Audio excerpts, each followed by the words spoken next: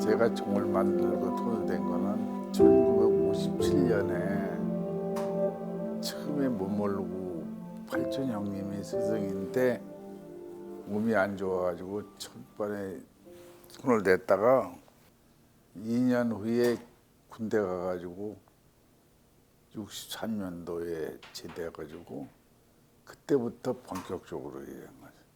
그때 인수할 때는 이제 돈이 없으시니까 직원으로 있다가 갑자기 회사를 인수해야 되는 상황이 되다 보니까 돈이 없어서 이제 그 친척들 도움을 받아가지고 돈을 빌려서 이제 또 이제 뭐 원래 그 형수님이 또 좀 잔금을 좀 이렇게 여유를 주셔가지고 시간을 두시고 이제 회사를 인수하게 됐고 73년도에 이제 아버님이 대표가 2대 대표로 취임을 하셔가지고 그 이후로 쭉 지금까지 오고 있고요.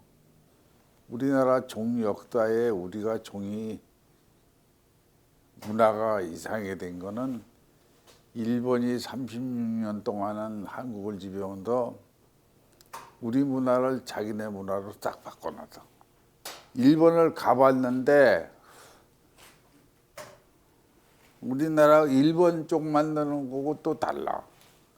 이 약식으로 우리나라 종 만드는 방법을 일본 딸이 심어준 거야. 종 제작 기법은 이제 저희가 원래 이제 원국진 씨 초대 대표였던 원국진 선생님이 처음에 종을 제작할 때는 그 일본 이게 종 만드는 그 맥이 끊겼었어요. 그래가지고 뭐 많은 우리나라 전통 그 기법들이 그런 식으로 그 일제 강점기 또 그 전에 조선 시대 말기에 이제 그런 뭐 춥고 배고프고 홀대받고 하면서 다들 이게 단절이 되면서 맥이 끊겼었는데 일제 시대 때 이제 그 많은 기술들이 그 전통적인 우리나라 기술이 아니라 일본 기술들이 많이 이제 들어오게 돼요. 그래서 저희 이 주조 쪽도 일본의 그 종을 만드는 방법이 이제 사형 주조라고 있고 우리나라의 전통적인 주조 방법은 물론 사형 주조 본법으로 만든 종들도 있지만 원래 이제 통일신라 시대부터 쭉 내려왔던 기본적인 우리나라의 전통 주조 방식은 밀랍 주조 방식 주조 기법이라고 해가지고 밀랍으로 이제 그 만들고자 하는 제품의 형태를 만들어서 이제 주물을 붓는 방법인데 그 방법이 이제 단절되면서 그 원국진 씨가 일본인들의 이제 그 주물 공장에서 기술을 배워서 일제 강점기 때 그 이후로 우리나라에 만들어진 모든 종들이 그 일본의 그 주조 방식인 사형 주조 공법으로 만들게 돼요. 또 표면에 이제 문양적인 부분에 있어서는 그 사형 주조 공법은 흙으로 이제 내화도가 떨어지는 그 주물살을 사용을 해서 주물을 붓기 때문에 그리고 이제 이렇게 도장 찍듯이 문양판이라는 이제 조각을 한 나무판을 가지고 그 민자로 된 흙에다가 이렇게 두들겨서 이렇게 문양을 찍어 넣는 방법이에요. 사형주조 공법은. 그러다 보니까 아주 섬세한 그 문양은 일단 찍히지가 않고 그리고 주물을 부었을 때 이 흙의 어떤 내화도나 이런 것이 떨어지기 때문에 좀 그 깨끗이 나오질 않아요. 그래서 동양 종 중에서도 한국 종은 표면의 문양이 굉장히 화려하고 섬세하고 그런 반면에 일본 종 같은 경우에는 굉장히 투박하고 그 다음에 아주 심플해요. 단순하게 돼 있어요. 그런 또 차이점이 있죠. 우리나라에 전혀 없고요. 그게 문헌으로 남아 있는 거는 이제 그 중국의 천공괴물이라고 하는 그 송나라 때 그 문서인가 그럴 거예요. 그 학자는 기술자가 그 모든 그 뭐 종뿐만 아니라 다양한 모든 공예, 금속 관련 그 뭐 그런 기술들을 총망라해서 그걸 책을 한 권을 집필을 해내요. 그래서 그 책의 한 네 페이지, 6페이지 정도 분량의 아주 작은 분량의 종에 관련한 기술이 이제 서술이 돼 있는데 그거를 가지고 이제 복원을 본격적으로 시작을 한 거죠.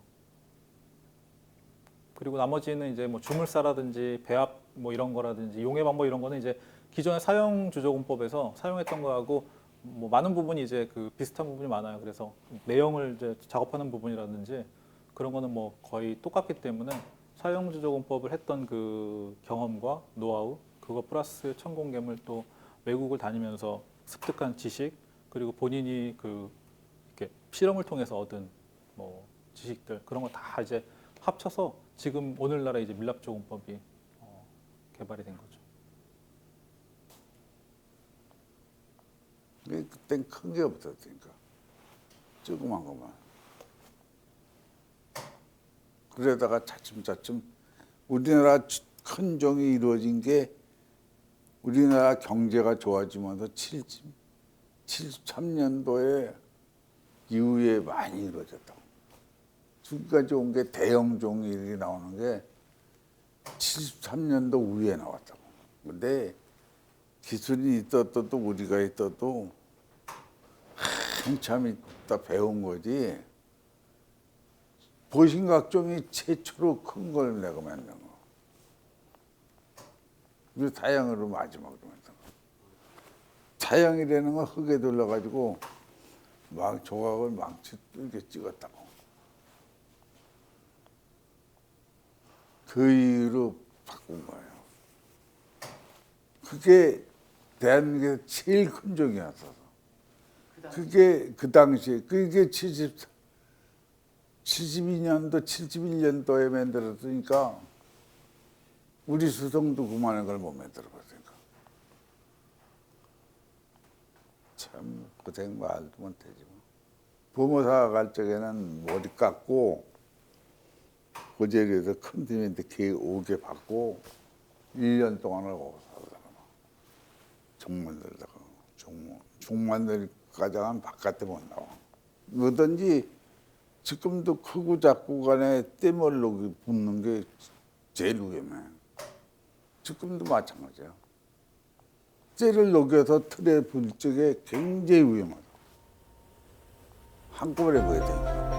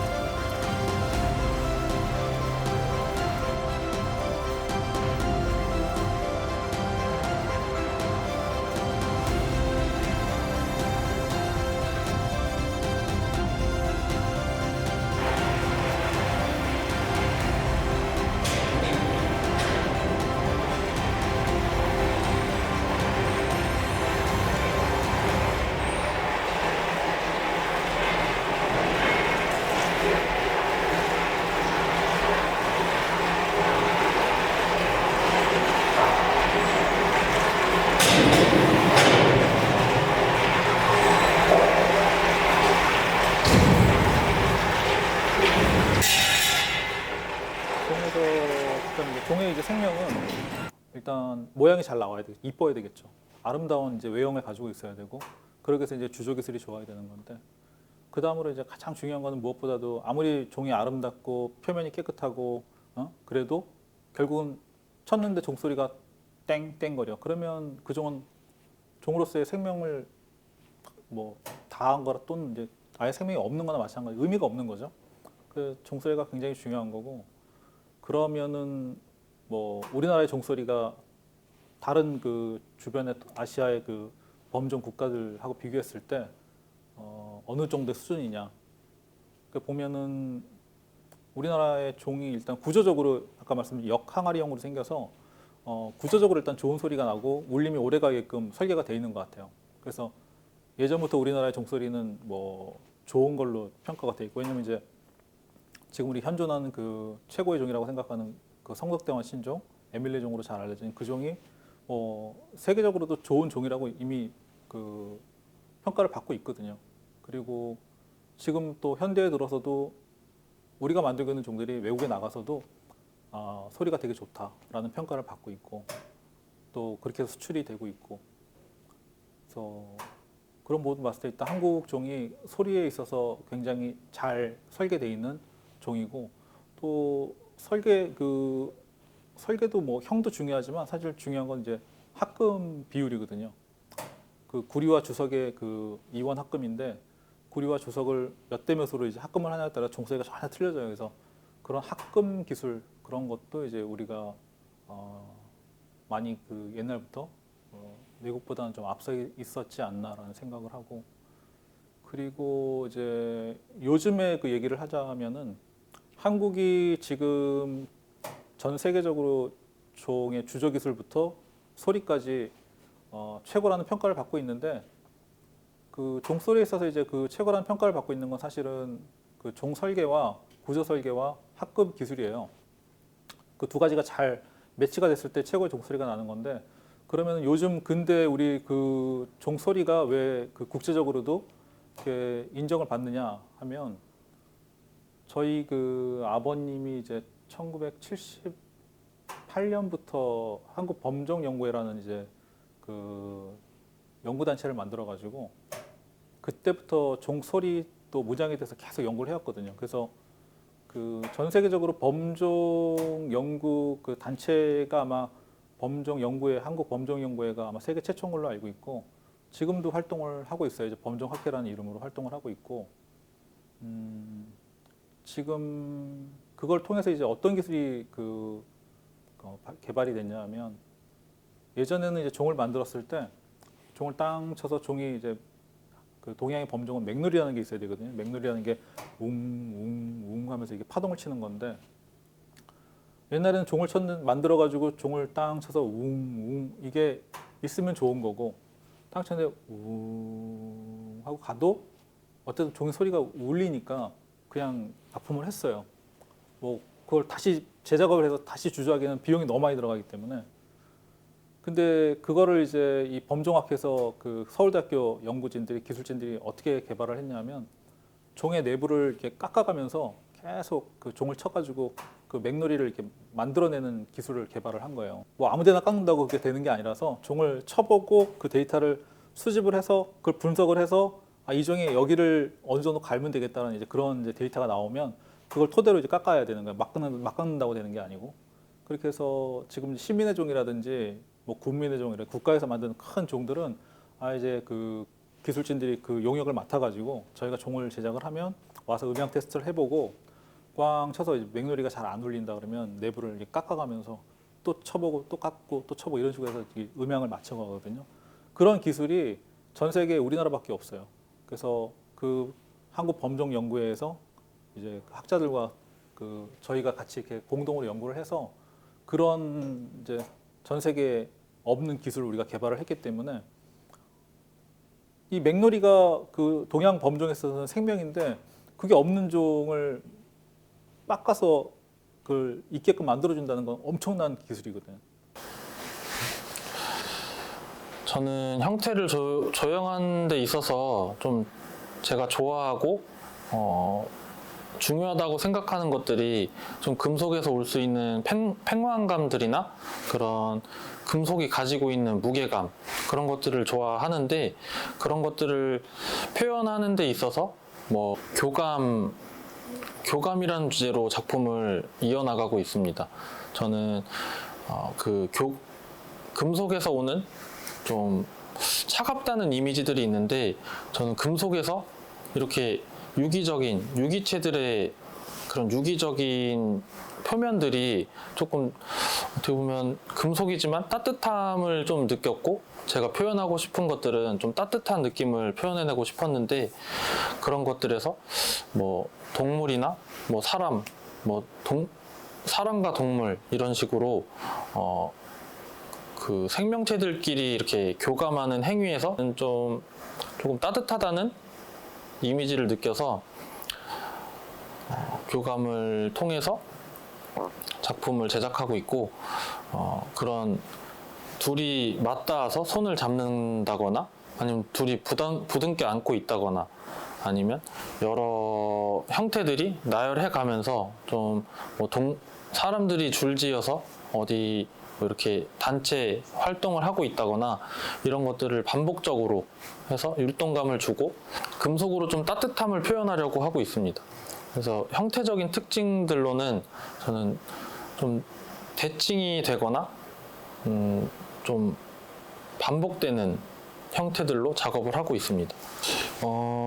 요것들은 이제 좀 주조로 된 촛대랑 오브제, 거의 좀 오브제 성향이 좀 짙은 작업들입니다. 그래서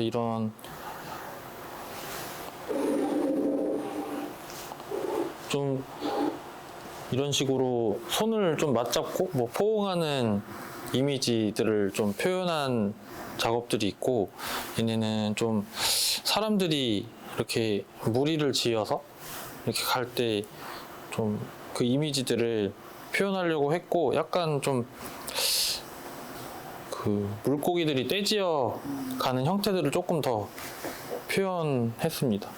그리고 얘도 이런 식으로 뭔가 하나의 이런 결을 갖고 있는 촛대인데, 이런 것들이 어떻게 보면 대칭인데 반사형 대칭인 거죠. 그렇게 돼서 반사되는 것들이 이런 식으로 나열이 되면서 좀 더 율동감이나 좀 방향, 어떻게 배치하냐에 따라서 방향성을 좀 다르게 할 수도 있을 것 같고, 이런 것들도 하나의 촛대에서 뭐 2개가 꽂힌다거나, 그래서 뭔가 이것도 좀 여러 사람들이 나열해 가는 모습들을 좀 나무의 가지들을 이렇게 점차 뻗듯이 좀 표현을 해봤습니다. 저는 사실 그 공정을 보는 것 자체가 좀 희귀하기 때문에 그 공정 자체를 보는 것도 궁금하고, 사실 학교에서도 그 주물을 배우는 학교가 굉장히 드물다고 알고 있어요.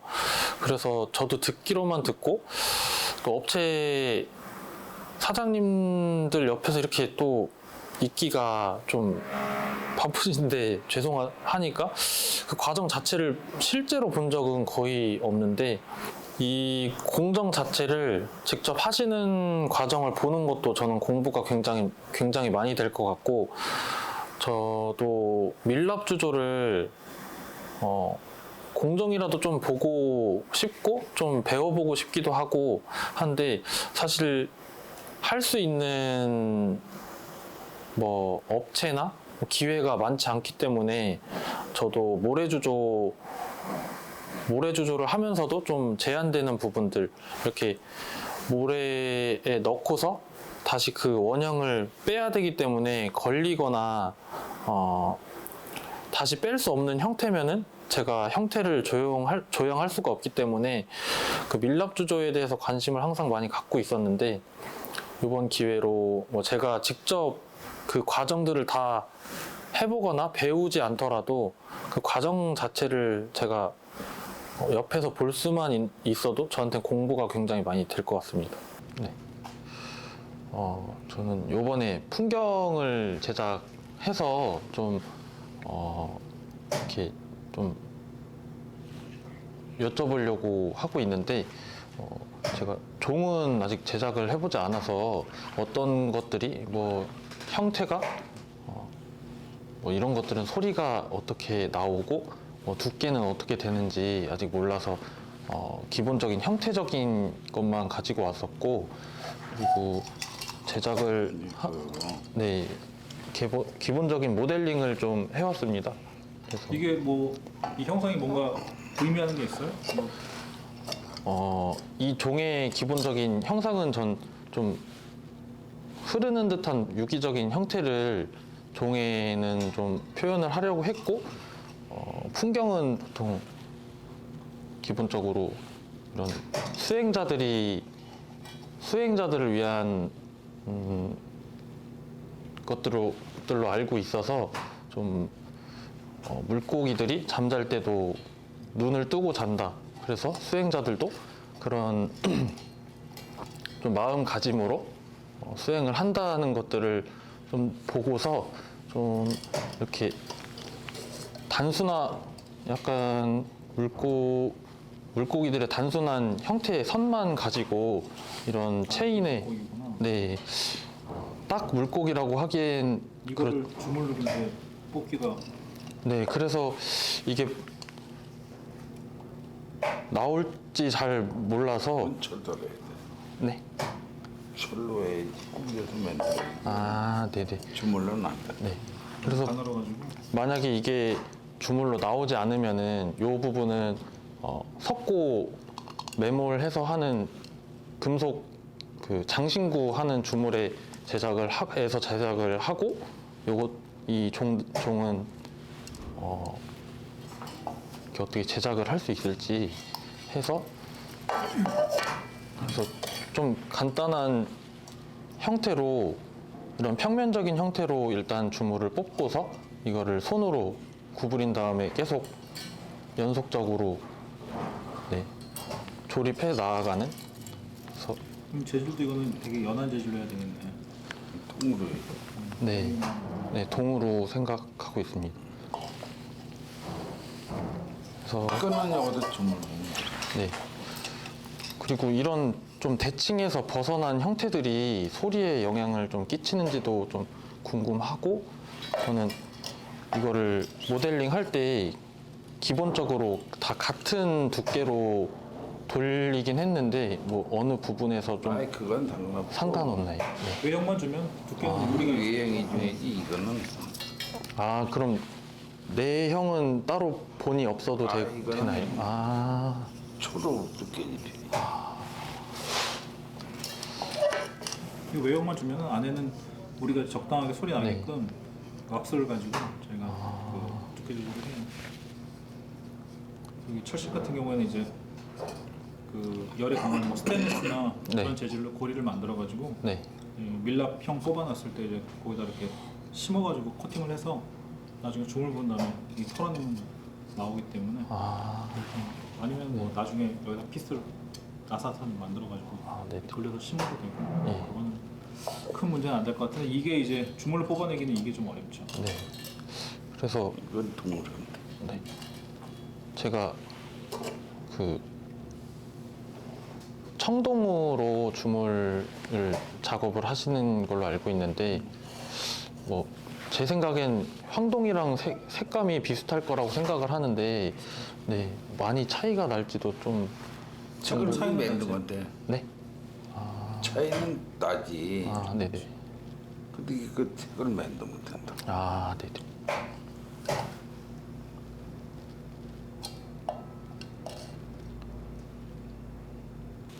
큰 종을 제작하실 때도 그 무게 중심은 어떻게 이게 잡으시나요? 무게 최대한- 중심이 이게 이리 같잖아. 네.